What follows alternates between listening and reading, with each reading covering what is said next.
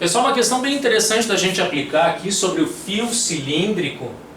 ρL sobre A resistência e a corrente V sobre R. Eles querem saber aqui o seguinte: eu tenho um fio de comprimento L alimentado por uma voltagem constante V, ele tem uma seção transversal A e ele é percorrido nesse caso por uma corrente I, certo? Aí eles querem saber o que vai acontecer com esta corrente elétrica quando o comprimento do condutor for reduzido à metade e o diâmetro for duplicado. Então vou fazer duas alterações. O diâmetro vai ser duplicado e o comprimento L vai ser reduzido à metade. A pergunta é, com essas duas alterações, o que vai ser feito com a corrente elétrica? A voltagem não vai ser alterada, as únicas alterações são essas, tá? Então eu tenho que avaliar, na verdade, o que vai acontecer com a resistência do fio para, na proporção inversa, ver o que ocorre com a corrente elétrica. Então aqui é direto, ó. O comprimento reduzido à metade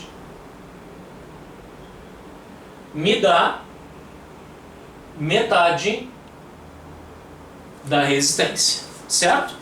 Mas a resistência também depende da seção transversal A. E a seção transversal A depende do raio ou do diâmetro. Aí cuidado, viu?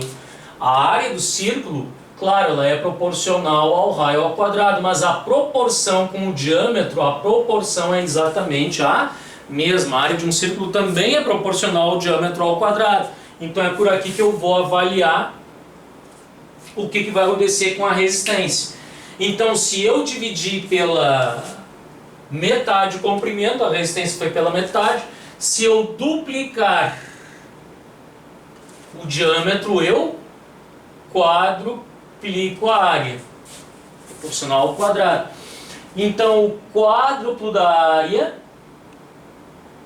proporção inversa com a resistência vai ser dividida à quarta parte.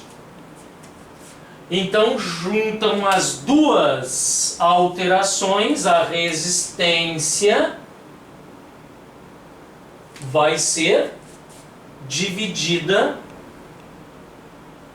por 8. Então a corrente vai ser multiplicada por 8. Então tá aí o que acontece com a corrente neste resistor.